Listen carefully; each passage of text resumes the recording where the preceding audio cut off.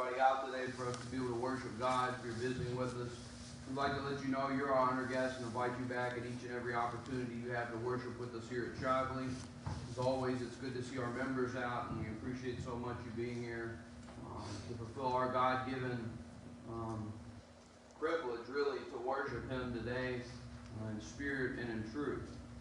I have a feeling that today's message will be a message that all of us will find resonates in our lives. And to me, those are the best kind of messages when it's not like you're focused on one specific sin, one specific problem, but you're focused on really something that encompasses our lives completely. Many of us are familiar with the term reputation. Your reputation follows you. It precedes you. It's been said before, that's even lines that often are quoted in a movie. Your reputation precedes you. Someone has been given information about you, and someone gets to know you, and they verify that that information about you is correct. But as a Christian, our reputation is even more valuable than those that are not a Christian at all. Because what people hear about you and what people may learn about you can affect your ability to share the gospel with that person. You know, when we read the Ten Commandments, and that's where this comes from, we only have this sermon and next sermon, and then we'll be moving past the Ten Commandments. The Ten Commandments doesn't necessarily use that word reputation. But through the Ninth Commandment, we see that that terminology of a reputation is very important. Reputations. We all have a reputation. You're known for something. My reputation, people probably know, I like sports. People know that. People are aware of that. And that's usually what a lot of people talk about with me, is that specific topic. It precedes me. But there's also a good reputation, and there's also a bad reputation. And the thing about a reputation is a reputation may not necessarily be true. People can lie about you. People can spread false information about you. People can tell bold-faced lies about you to someone else, and it ruin who you are. That's why the Scriptures teach over in Exodus 20 verse 16, you shall not bear false witness against your neighbor. Don't lie about your neighbor. Don't run their name through the mud. Don't do this, God tells Moses. And it's amazing we have commandments like, have no other gods before me. We have commandments that we look at and say, wow, that's a big commandment. That's something that's extremely important. Well, how we talk about one another is also very important and can alter where we spend our eternal destination. Bearing false witness against your neighbor can potentially ruin your neighbor's life. Because even though you might know the information is false, other people don't. And they may take that information as fact, and then it spreads like a wildfire where everyone knows what person did that they really didn't do at all. Reputation. See, our reputation, first off, is a valuable possession. It's a valuable possession. We are all building our reputation today. Repetitive reputation. You have a reputation for how often you're at services. Right? I mean, people expect you to be here. We know that person's going to be here. When they're not, we're concerned. But there are many people that when we look at them, we're not all that surprised when they're not. They've built that reputation.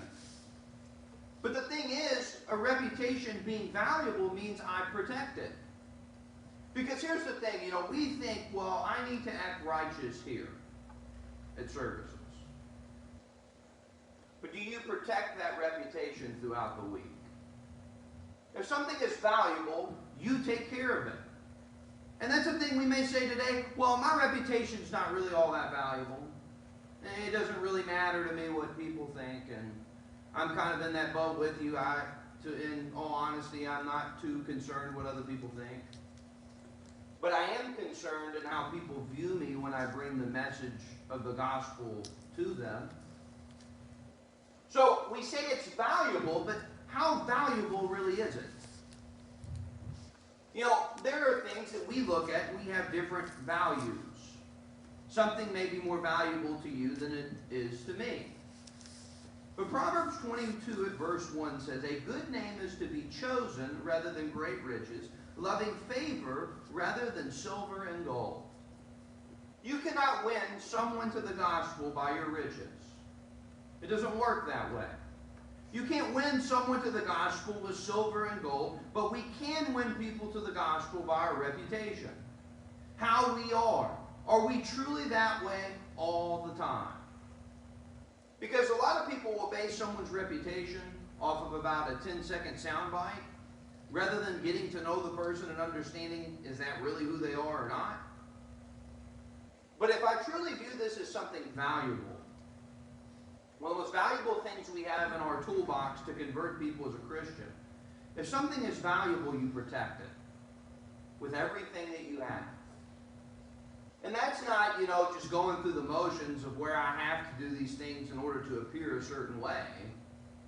If we're truly a child of God, you're not just building a reputation, you're building a life. No one would dare be caught or be careless with their life. Why would you be careless with your reputation? Let's think about this just for a second. Let's say that you go to someone to share the gospel with them, but your reputation does not match what you share. How do you think that person is going to respond? You need to repent of this sin. Well, I know that you're doing that sin right now, so guess what? Nope, not going to do that. Here's the thing. Your reputation also determines the level of respect you receive. People know who you are maybe before you meet them. They may not know you personally, but they've heard things about you. We meet tons of people that don't know us on a personal level that somehow have some amount of information about us. I've always wondered that. Like I'll go to the funeral home or I'll go somewhere where I don't know anyone and someone will come up and start talking about things that I do and things about my life. How do you know that? Someone else conveyed that information to them. Someone thinks highly enough about us to maybe say some nice things about us, and then that person repeats it. And that person is respectful. Well, also, when you have information about you that maybe is not as favorable, and people repeat that, they've already made a judgment call in their head about you. They've already perceived you one way without getting to know who you were. See, no one puts much confidence in a person who is dishonest, deceptive, or otherwise living his life in a sinful or shameful manner. Think about that. Sharing the gospel. Imagine being a messenger of God's word and you're viewed as dishonest, deceptive, and living your life in a sinful or shameful manner. Now remember, reputations aren't always accurate. They aren't always true. But imagine coming to preach the gospel with those adjectives. See, Jesus understood how important a reputation was in Luke 2, verse 52. I find this verse amazing because we always think of Jesus always being in sync with God and Jesus always doing God's will. But there's another element of Jesus' life that we oftentimes leave out. Jesus wasn't only worried about strengthening his relationship and fellowship with his Father, but also look who Jesus was strengthening his fellowship with in verse 52. Jesus increased in wisdom and stature and in favor with God and men. Many people came up to Jesus because of his reputation. They didn't know him on a personal level. There were people that came up with infirmities, that things they were going through that they didn't even know Jesus. They just heard he had healed someone like them. But they had heard that information and said, okay, this man, I'm going to go talk to him. What do I have to lose? People with blood disorders for a decade period. People that had their noses, or people that's noses were turned up at. What do we have to lose? This man, he talks to the tax collector. He talks to the sinner. And that was the respect that was given to Jesus. I would even say the common person in Jesus' day had much more respect for Jesus than they had for the Pharisees. That was based off of reputation. None of them really knew Jesus personally. They knew the miracles. They knew the teaching. They didn't really know Jesus like, you know your best friend. But his reputation demanded that respect. But I would also say that our reputation, it determines the level of response you receive. There's a reason that people were so responsive to Jesus. Come and see. Come and see this man. Come and see the miracles that he does. But they would learn that he just wasn't some miracle machine. They would learn that the tough teachings he would instruct his disciples to do, he was doing himself. And people would respond in droves. Droves. Thousands of people, multitudes of people following Jesus. Some would respond in one way, some would respond in another. But think about the reputation of the apostles on the day of Pentecost. Did anyone in that crowd know them personally? We don't know. We don't know if they were friends, if they fished together. I don't know. I don't know how close they were to the people. But they knew something about them. Because they said, these men are from Galilee. Wait a minute. That's a reputation. These people are from Galilee. They must be a certain way. Maybe they had affiliation with Jesus. And then Peter starts preaching. Look at the response that they got in verse 47. After the message is preached, they praised God and had favor with all the people, and the Lord added to the church daily those who were being saved.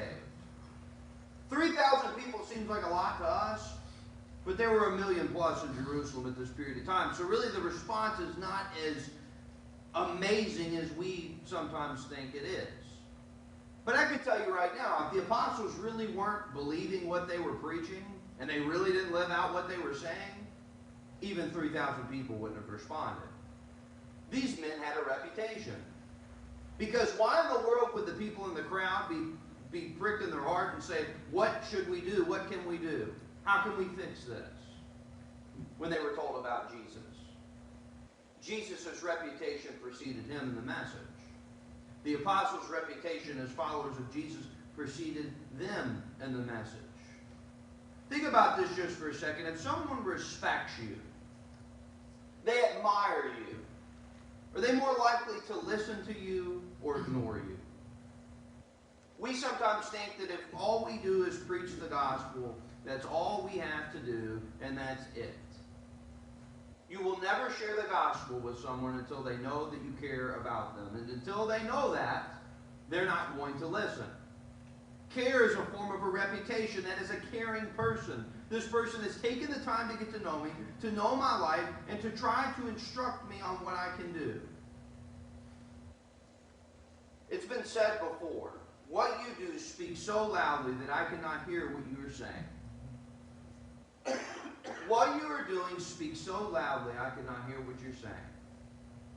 Imagine if we're living a life contrary to the gospel today, and what we are doing speaks so loud that no one can hear the message about it. That's why our reputation is so important. The world would never believe what we have to tell them until they see us do it. That's a reputation. What if you were known for your faith? What if you were known for living your life for God? See, a reputation is a valuable possession when it comes to converting souls. When it comes to relating to people, it's an extremely valuable possession to have. It affects the response you receive, and it also affects the respect that you receive as well. Number two, a reputation can be vandalized publicly. All of us probably have experienced this in one way or another. Where someone comes out with allegations about someone else, or someone makes up a story about someone else, and they absolutely tarnish the person's reputation. See, in our day and age, we don't even research any information about whatever the event is. We just believe what we hear automatically. And people get absolutely buried by society. And then it comes out that never even happened in the first place. And then guess what we do? We go about our everyday lives and we never try to help the person fix their reputation. See, here's the thing. There are multiple different ways that a reputation could be vandalized. And for you today, you may sit in the pew, and there may be some of these that affect you. But what I want us to understand perfectly and clearly is our reputation before God is not affected when people lie on us. It may affect our relationships with each other, but it doesn't affect our relationship with God. One way a reputation can be vandalized is slander. Slander is defined in the dictionary as communication of false statements injurious to a person's reputation. Psalm 101 at verse 5, it says, "Whoever slanders his neighbor secretly, I will destroy. Whoever has a haughty look and an arrogant heart, I will not endure." This isn't the psalmist writing this saying, he will destroy them. This is God saying, I will destroy them. And to me, that's one of the things I look at in life, and I said, it's so unfair. It's so unfair how someone can bring up false statements, can completely destroy someone's reputation, and nothing is done to protect that person. There's something wrong with that. And that should make us upset and fire us up. But isn't it comforting that God says here, whoever slanders his neighbor secretly, I will destroy. Most of the times when things are in secret, not very many people know where it came from. But you know who does? God. He hears the slander. He hears people talking things about us and saying things about us that are not true. He hears those things, and I believe truly in all my heart that God will take care of those things on the day of judgment. And it's hard for us sometimes to release a little bit of control and allow God to do what God needs to do. But it's what I've said. Sometimes it's just nice to kind of step back and say, what does God think of me? Oh, he thinks this about me? Okay, that's good enough. See, this is by taking that which does not belong to us as our own. You're taking someone's reputation and destroying it. It doesn't belong to you. And we should treat each other's reputation very sacredly. Most common, we have the term lying. Lying is a false statement deliberately presented as being true. Slanders usually you'll never believe what I heard. Lying is just, guess what they did? They did this. They did that. It's interesting over in Exodus 32, verse 24, it says, "And I said to them," this is Aaron, "who has any gold, let them break it off. So they gave it to me, and I cast it in the fire, and this calf came out." It just happened. Just appeared. Oh, wow, Aaron, this calf just magically appeared. How did that happen? Like I've said, what we typically do, that's a deliberately false statement. To take away the blame from Aaron and put it on the people. And that's what individuals do all the time. People do stuff that they're not supposed to do, and guess who they blame? Someone else. It's their fault. That's a form of lying. And whether we want to admit it or not, every single one of us has been guilty of lying before. We have this thing in our culture we call a little white lie. To God, no sin is little. To God, no sin is small. All of them are the same.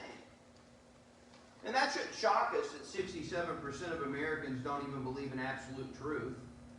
If we don't see a problem with lying, why would we see any kind of reason to have absolute truth? It's been said that 91% of people lie regularly. 91%. Now, I don't know if that's true. Those numbers could be inflated. But that's not good. Most of us never make it through a week without lying. 1 out of 5 cannot even make it through one day without telling a lie. 1 out of 5. Statistics say that people lie 92% of the time to save face, 98% of the time to avoid offending someone else. There you go. That's what we all do. I don't want to hurt that person's feelings, so I'll water it down a little bit. 98% of people lie because they don't want to offend someone else. But we've gone way too far when we tell things on others that we know are untrue. Way too far. We have people's names in our mouths that don't belong in our mouths. We have things that come out of our mouths that don't even need to be said. We have thoughts that come through our head about other people that don't even need to be manifested to anyone else. Yet that occurs all the time. And if you've lived long enough, someone has probably slandered or lied about you. And what we're going to do at the end of this lesson, and I hope you're doing this as we go through, if you've experienced these things, go back into your memory bank and remember how it made you feel. Keep that feeling there the next time you have the urge to do it to someone else. Because I don't want people to lie about me or to slander me. Another way people tear down someone's reputation is criticism. Criticism is defined as statements made about another's actions, ways, and deeds in an effort to hurt their reputation. Notice that didn't say don't correct someone when they're wrong. That's not the criticism we're talking about. But a lot of people are just critical in a way that they just want to absolutely tear you down about everything you do. You didn't fold the clothes the right way. You didn't vacuum the right way. You didn't do this the right way. You didn't do that the right way. There's a difference between you doing something wrong and me being concerned for you and saying, hey, this is leading you down a path you don't need to go. But if I'm just looking for things to nitpick about you just to tear you down, that's the criticism we're talking about here. And there are tons of people in our culture, and sometimes sadly even in the church, that they never praise anyone for doing anything good, but they've always got a comment when they don't like something. And that's, I've used the phrase negative Nancy. I don't like negative Nancys. I'm a person that I want to live a positive life. If you're telling me something for my betterment, great. But if all you're doing is nitpicking every single thing that I do, that's not helping me. That's another way. We don't think of that being destroying someone's reputation, but it is. The Apostle Paul would say in Ephesians 4, verse 29, let no corrupting talk come out of your mouths, but only such as good for building up, as fit for the occasion, that it may give grace to those who hear. Some people's first inclination, their absolute first thing they go to is to criticize someone else. They don't ask why someone does something a certain way. They don't take the time to learn anything about that person. It's just don't do that. Don't do that. Don't do that. And then guess what happens? Well, so-and-so don't know what they're doing. They don't have any idea what they're doing about anything. And then you know what that reputation is? That person's helpless. They don't know anything. And then guess what? That's spread around to everybody else. That this person has no idea what they're doing at all. Imagine how simple and easy it would be if someone doesn't know how to do something, we took the time just to show them how to do it. Or instead of just going right after the person, we ask questions about maybe why they're doing the things that they do. There's a great difference between saying, don't do this because I love and care about you, and don't do this because you're dumb. You don't know what you're doing. It's a great difference. And people respond to criticism very differently. If that criticism is shown out of love, we might be more responsive than if that criticism is shown really out of a way to diminish that person. And insecure people do this. Insecure people tear down everyone else because they don't want to look in the mirror at themselves. Criticism is meant to help. The scriptures criticize things about our lives not to put us down, but to help us. And you shift gears a little bit, then you have the idea of tale-bearing. Tale-bearing, this is the practice of spreading gossip and rumors about others. Gossip doesn't spread unless someone listens. And the quickest way to squash gossip is nobody pays any attention to it. Yet gossip spreads because, guess what? Someone has something to say, but someone also has given them the time to say it. Proverbs 20 verse 19 says, whoever goes about slandering reveals secrets. Therefore do not associate with a simple babbler. It may be that the rumors are true that the person has to say, but even that does not give us the right to tear down another's reputation. That's what people do. Did you hear what they did all them years ago? You know what you're doing? You're throwing someone's past reputation in their face. Who cares? Move on. Like I've said before, I wouldn't want someone carrying around a book of all the things I've ever done wrong and say, look at back what he did this date all these years ago, and he said this, and he went here, and he acted this. No one would want that. But that's what oftentimes happens. We enable people to gossip. We don't shut it down. We just let them talk, and then you know what they think? Everybody wants to hear. Everybody wants to know. See, if we learn a secret about our neighbor, then we had better tell no one but God. Secrets are secrets for a reason. And God knows how to deal with their needs and with them. See, I promise you that He knows how to handle the gossip as well, because gossip is always a sin. It always is. And you think about our culture, how many media outlets exist simply to do that? I mean, go to the store and look at the papers as you're going through the checkout line, and they have false headlines all throughout about people that you know aren't true. And how many people buy them and read them and give them time? It happens. And as I've said before, this is the practice of spreading gossip and rumors about others. We're okay doing that, but we wouldn't want someone else to do that to us. You know, what did Jesus say? Golden rule, treat others the way you want to be treated. These things are things I wouldn't want done to me, so if that's the case, I shouldn't do them to other people. Then we make insinuations. This is the practice of insinuating or hinting that something may be wrong in the life of another. This is, no one's told me any information, but I'm going to go out on a limb and say that this is the case. And then what happens? Something is wrong. I've had people do that before. Something is wrong, isn't it? No. Where did you hear that? Well, we just thought. There you go. There's the problem. We thought. We looked at a situation and we thought something was wrong. And then we create this mass panic. And then we go and tell everybody else that something's wrong, and then it turns out nothing's wrong at all. And then everybody in the situation is like, well, why do we do that? This is one that we don't think about really destroying another's reputation. But this creates doubt in the minds of other people. Something is wrong with them. They're not doing what they're supposed to be doing. How do you know that? Did you ask? Did you talk to them? Did you get the story from them?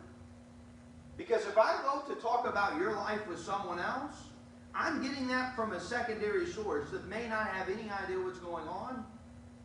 When you're there, I could just come and ask you. If you don't want to tell me, don't tell me. But it's much better than me just jumping to a conclusion without even talking to you. You know, Job 1 at verse 11, it says, "But now stretch out your hand and touch all that he has. He will surely curse you to your face." Satan makes an insinuation about Job. If you do this to Job, he'll curse you. Now, did Satan know that Job would do that? No. But he insinuates that Job would.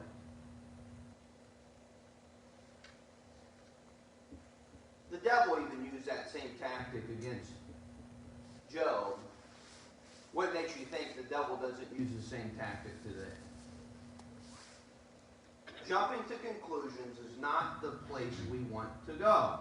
But then you get to this one. This one always kind of makes me laugh. Flattery, saying something to a person's face that we would never say behind their back.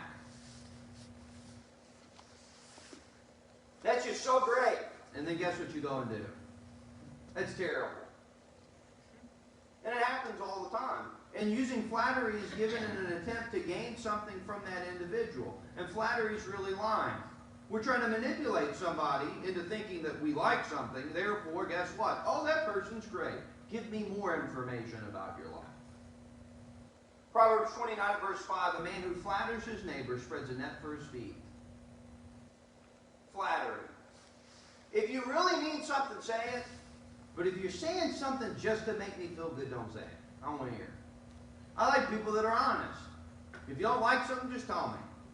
If you like something, tell me. But the thing is, you know, I think we really get caught up in this as we're younger a lot of times. We like when people say nice things about us, and then as you get older, you may not care about it as much. We want people to like us. We want people to think nice things about us. But if you say something to somebody in public, do you really think that in private? Oftentimes it's the opposite.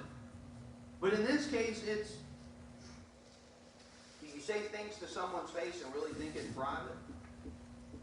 If not, it's really a form of lying.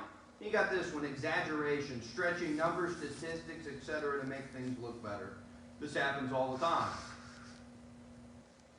It truly does. There are polls that are done every day about different issues, and it's like there's no way that many people will support X, Y, and Z. Or this many people think this. There's no way. It's an exaggeration. And you probably have done that before. I know I've been guilty of that. You know, maybe you see it like a snake or something that you don't like. It's the biggest snake that there's ever been. And it's about this long. And we exaggerate a lot. About a lot of different subjects. You know, John chapter 8 at verse 44, Jesus says, "You are of your father the devil, and your will is to do your father's desires. He was a murderer from the beginning, and he has nothing to do with the truth, because there is no truth in him. When he lies, he speaks out of his character, for he is a liar and the father of lies." Think about this for just a second. What do we typically do when we're doing something that we're passionate about and try to describe that to someone else? We over-exaggerate it. You wouldn't believe how good I did at this. We're stretching it to make it look better. Why not just be honest? Because then what you're doing is you're kind of setting yourself up for a false reputation. You wouldn't believe what they did. Look how good they are at this. And then who's the attention turned back to? You.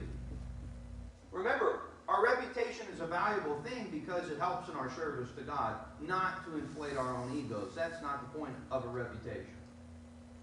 Our reputation, our character, is to point men and women towards God, not to us. But that's why our reputation is so important. But these things hinder our reputation. And as I said, I hope you'll keep the sheet and go back and think about this throughout the week. You know, when we get in scenarios where we can do these things, if we think back to situations where we were on the other end, they might cause us to pump the brakes a little bit and not fall into these traps. Because that's exactly what they are. These are things that are very easy to do that we may have done before, and we need to really be careful about guarding our reputation and guarding our souls to ensure that we don't separate ourselves from God. But number 3, reputation should be vigorously protected. Do you protect your reputation? Once again, I'm not talking about a popularity contest, because we weren't put here on this earth to win a popularity contest. I'm talking about, do you really protect your reputation as a child of God? Because this goes back to when we were talking about gossip, we're talking about slander. When someone gossips to me, you know what I need to do? I need to turn it around on that person, and I need to confront them about that gossip. Because if you give someone an ear for something, they'll keep coming back to you. Because you've created a comfortable environment for them to tell a lie about someone else. But I'll tell you right now, you know how you stop gossip? You ignore them and you walk the other way, and they won't come back. Because then not only are you protecting yourselves, you're also protecting someone else. You know, 1 Timothy chapter 5 and verse 13, Paul says, besides that, they learn to be idlers, going from house to house, not only idlers, but also gossip and busybodies, saying what they should not say. There are a lot of people that want to fix everybody else other than themselves. A lot of people. You would not believe what this person did. They need to get right with God. Well, guess what? What if they didn't actually do that and you're just saying that to take away your own problems? There's nothing that tears us more apart than the words of a gossip. And if you've been gossiped about before, you know how that feels. Because guess what? Gossips, they're sneaky. They'll bring that gossip into the story that you weren't even talking about. They look for opportunities to just talk about someone else. And here's what we need to be ready to do. When they do that, we need to be ready to push back and say, I don't want to hear it. I don't want to hear it. Because here's the problem. If you're more comfortable talking about someone else's problems with another person, that's the problem on you. Because if I'm truly concerned about that person's issue, I go talk to that person. You shouldn't do that. You know, you need to make that right. Can we talk about it? How can I help? But instead, what do? We want to go tell everybody else what that person's doing. And here's another piece of advice I got a long time ago. If a gossip will tell gossip to you, they'll gossip about you too. And we don't like that. Oh, I don't want to be gossiped about. I don't want anybody to tell anything about me. But if they're gossiping about other people, they're probably gossiping about you too. That's when you shut it down. That's when you get rid of it. But not only that, if we're truly focused on helping someone fix the problems in their lives, we conceal the guilty. There are some sins of a public nature that have to be taken care of in public, but not all sinners need to be dragged out of the pew and brought forward in order to fix the problems in their lives. And when someone comes to you in confidence about something, that shows that they trust you and respect you. And that's not meant for you to bring everybody else into it. But we conceal the guilty, Proverbs 11 verse 13. A talebearer reveals secret, but he who is of a faithful spirit conceals a matter. This is a private struggle of mine. I've come to you to talk about it. If it's a private struggle, it doesn't involve anybody else. Because when you go to someone in private about something you're struggling with, there's a reason that you're going in private to that person. If you wanted everybody to know, you would have told them yourselves. But see, that's what we do. People bring us private matters, and what do we do with it? We broadcast it to the world to hear. It's not for them to hear. And you could easily say, well, so-and-so's struggling, pray for them. Okay, that's a good way to do it. But it's like, people just love to air people's dirty laundry all the time. And that's not the way it should be, especially as a child of God. As a child, I was told to think before I speak. Think before you speak. And that's a whole lot easier said than done, because a lot of us are impulsive. We just feel something and immediately we just want to say it. We do something, someone calls us out on it, well, guess what so-and-so did? That's being impulsive. But for studying in this lesson, and this is something, you would think you may see in a classroom somewhere, but this is something I think that even us as adults, we truly can use in our lives when we speak to one another, when we handle one another's reputation. The first one is, T, is it true? When we speak things, is it true? If it's not true, it shouldn't be spoken in the first place. We are people of truth. We defend truth vigorously when it comes to our faith. We defend it with everything that we have. You may speak the truth of the Scriptures, but if you speak lies about your neighbor, you're voiding it all entirely. And there are a lot of people that do that. I love Jesus. I love God. I love that Jesus came and died on the cross for me. I've given my life to His church. I've done everything I possibly can. But do you think before you speak, and what you're speaking, is it true? Because that can easily separate us from God. H, will it help? That's another one. I have to think really hard sometimes. Because, I've always kind of been that way. I could just say anything off the top of my head, off the cuff, whatever. But you have to really consider when you have someone in front of you, is it going to help that person? Because we were put here to help. We were put here to help bring people close to God. We were put here to help one another throughout this life. We were put here to help. Yet when we speak at times, it doesn't help, it hinders. It's another H. It hinders us. It hinders us from getting closer to God. When we gossip and we backbite and we slander, that doesn't help anyone. It doesn't help the gossiper. It doesn't help the one being gossiped about. And it doesn't help the one that hears it. It doesn't help. But when we speak, we need to make sure it's true. We need to make sure it'll help. I, is it inspiring? Does it inspire someone to change their life? Does it inspire us to get back to God?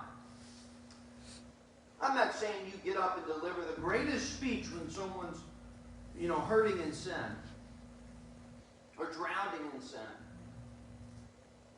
But sometimes the most simple things you can say, I hear what you're saying, I understand, I've been through it, I'm there for you, I can help you in any way, I will. People don't need speeches. People need actions. And actions can sometimes inspire us to do the right thing. N, is it necessary? There you go, that's a big one. Is it necessary? Gossip is never necessary. Slandering is never necessary. Those things are never necessary. But when we speak, do we really think, is this really necessary? You know, we've probably spent times in conversations where we said things that are completely unnecessary, that had nothing to pertain to the conversation. And that's another way we can really harm someone. Someone brings you their problems, the things they're struggling with, and you start talking about something else that has nothing to do with it. That's not necessary. That requires us as a child of God to focus. Is it true? Is it helpful? Is it inspiring? Is it necessary? And also, is it kind? We don't water down the message. Because a lot of people think kindness is weakness. We're just kind about everything.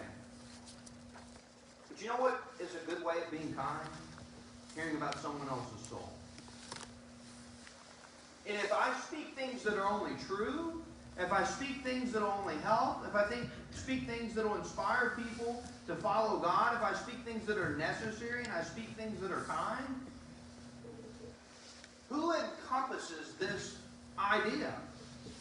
Going through and reading this, looking at this, Jesus jumps off to me as doing exactly this. Jesus never lied one time. And he was truthful even when he was pressed on being truthful. He was truthful when it was uncomfortable. You know, the woes to the Pharisees. We're going to talk about that in a few weeks. Those woes to the Pharisees, those didn't sound very nice, but it was helpful, inspiring. The woman caught in adultery brought before Jesus, where Jesus says, you know, where are the ones that condemn you? They're gone. I don't condemn you either. Go and sin no more. That's inspiring. To go and to live a new life. Is it necessary? Jesus had a short period of time on this earth. He didn't have time to talk about unnecessary things. Everything he talked about was necessary. Everything he talked about pertained to his Father. Is it kind? The Pharisees were some of the most unkind people to the common people in their day and age. But Jesus would go and have a meal with them. He would talk with them. He wouldn't be vindictive. He wouldn't be, judging on them. He wouldn't use them kind of like, as the standard of, oh, look how bad they are, look how great I am. This is a man that was extremely kind and generous with his time, not only for people in his day and age, but for us. When you think of how Jesus has impacted our lives and how he's changed everything for us, think of how we can use our reputation, our platforms, our abilities to change the lives of others. That's why reputation is so sacred. That's why we should fight to protect our reputations all day long and protect the reputations of those around us.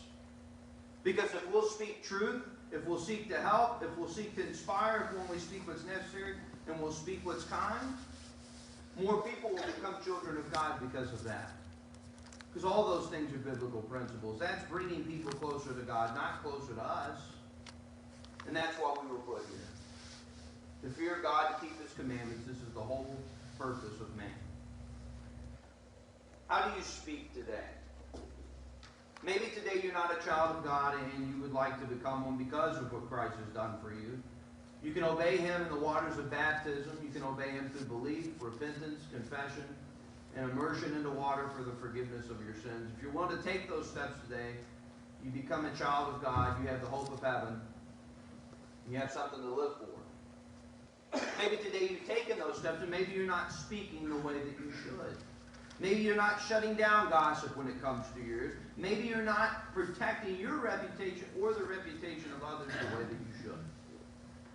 Here's the thing. This is a sermon we all can do better in. We can all speak nicer to one another. We can be more understanding with one another. We can be more helpful in the way that we communicate.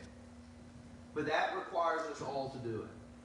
That's what the church is supposed to look like. Maybe you sin in a public way, and you need our prayers and encouragement this morning. We would love nothing more than to pray for you. If you need to respond in any way this morning, would you come now, together as we stand and sing?